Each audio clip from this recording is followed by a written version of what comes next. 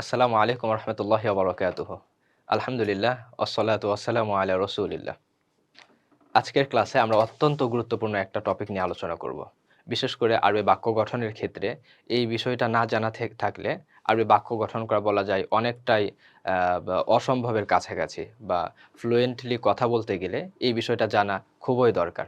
সেটা হচ্ছে আল মুহাল্লা বি আল, অর্থাৎ আলিফ লাম যুক্ত শব্দ। আমরা আরবি বাক্য যখন গঠন করব অথবা কোরআন বা হাদিস বা অন্য যেকোনো আরবি যখন আমরা পড়তে যাব, তখন এই আলিফ লামের ব্যবহার সবচাইতে বেশি হয়। যেকোনো শব্দের শুরুতে আমরা আলিফ লাম যুক্ত করি বা বাক্য গঠনের সময় আমরা আলিফ লাম যুক্ত করে বাক্যটা গঠন করি।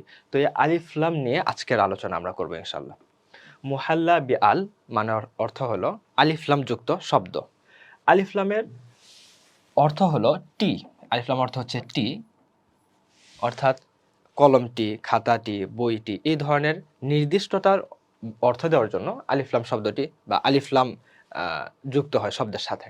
যেমন কলামুন অর্থ হলো একটি কলম, অনির্দিষ্ট যেকোনো একটি কলম হতে পারে, যেকোনো একটি কলম। আমি যদি কাউকে বলি যে একটি কলম দাও, তাহলে সে যেকোনো কলম দিতে পারে, লাল কলম হতে পারে, কালো কলম হতে পারে, যেকোনো কলম। কিন্তু যদি আমি তাকে বলি কলমটি দাও, তাহলে সে বুঝবে যে আমি একটা নির্দিষ্ট একটা কলমকে ইশারা করছি করে এবং সেই কলমটাই আমি চাচ্ছি। তাহলে আল কলামু যখন আমি বলবো তখন সুনির্দিষ্ট একটা কলমকে বোঝাবে। তাহলে আলিফ লামটা নির্দিষ্টতার অর্থ দেয়। ঠিক একইভাবে কুররাসাতুন যদি আমি বলি তখন বোঝাচ্ছে একটি খাতা, যে কোনো খাতা হতে পারে, ছোট খাতা, বড় খাতা, মোটা বা পাতলা, যে কোনো খাতাই হতে পারে। কিন্তু যদি আমি বলি আল কুররাসাতু, এই যে শুরুতে আলিফ লাম যুক্ত করে যদি আমি বলি আল কুররাসাতু, তখন অর্থ হবে খাতাটি। এখানে একটা লক্ষণীয় বিষয়, সেটা হচ্ছে যে দেখুন শব্দের শেষে দুই পেশ ছিল, এই যে দুই পেশ, কিন্তু যখন এর শুরুতে আলিফ লাম আমরা যুক্ত করতেছি, যে আল কলামের শুরুতে আলিফ লাম, এই যে আল কুররাসের শুরুতে আলিফ লাম, যখন আলিফ লাম যুক্ত করছি তখন শব্দের শেষে কিন্তু আর দুই পেশ হবে না, তখন তানবিনের বদলে এক পেশ হবে। অথবা যদি কোথাও দরকার হয় তাহলে এক জবর হবে অথবা এক জের হবে। মোট কথা তানবিন হবে না, দুই জবর দুই জের বা দুই পেশ এগুলো হবে না, বরং এক জবর এক জের অথবা এক পেশ হবে যখন যেখানে যেটা প্রয়োজন।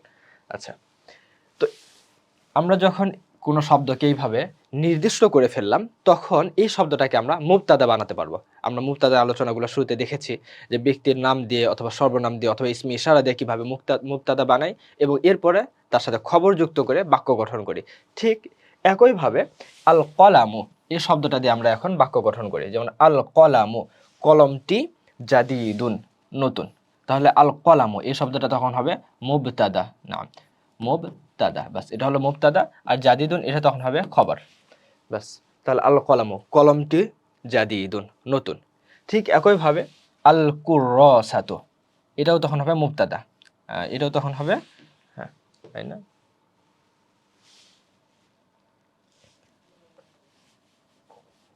না এটা আল কুররাসাতু এটাও তখন হবে মুবতাদা, ব্যাস মুবতাদা।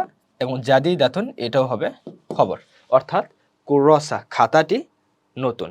এখানে আরেকটা লক্ষণীয় বিষয়, সেটা হচ্ছে দেখুন কলাম শব্দটা হলো মুজাক্কার, এই জন্য তার সাথে আমরা যে খবরটা এনেছি এটাকে মুজাক্কার শব্দ এনেছি জাদিদুন। আর যেহেতু কুররাসাতুন শব্দটা মুআন্নাস, এই জন্য তার সাথে আমরা মুআন্নাস খবর এনেছি, যেমন জাদিদাতুন। জাদিদুন এবং জাদিদাতুন দুইটার অর্থই কিন্তু হলো নতুন।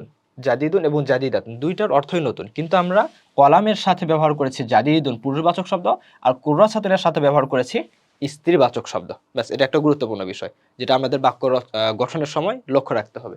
ঠিক একইভাবে আল করিয়াতু গ্রামটি, সগীরাতুন ছোট, আল মাদিনাতু শহরটি, কাবীরাতুন বড়।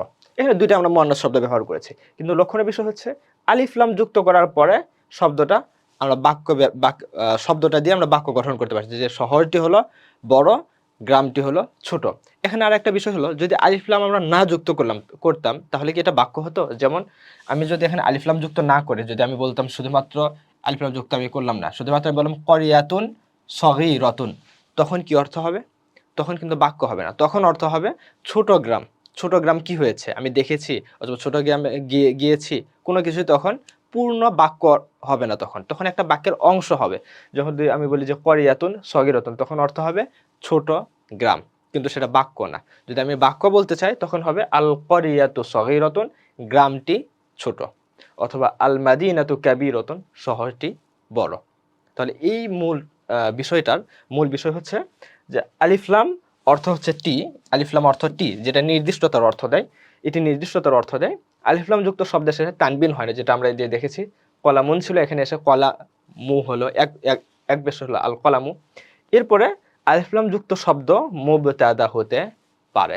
তাহলে এর আগের আলোচনার সাথে এটাকে যদি আমরা যুক্ত করি, তাহলে আমরা দেখতে পাচ্ছি যে মুবতাদা হওয়ার ক্ষেত্রে ব্যক্তির নাম অথবা ব্যক্তির নাম বা স্থানের নাম এগুলো মুবতাদা হতে পারে। এরপরে নামের বদলে সর্বনাম মুবতাদা হতে পারে। এরপরে ইসমে ইশারা মুবতাদা হতে পারে। এবং আজকের ক্লাসে আমরা দেখছি আলিফ লাম যুক্ত শব্দ এটা মুবতাদা হতে পারে। এই মাদ্রাসার সাথে থাকার জন্য সবাইকে ধন্যবাদ।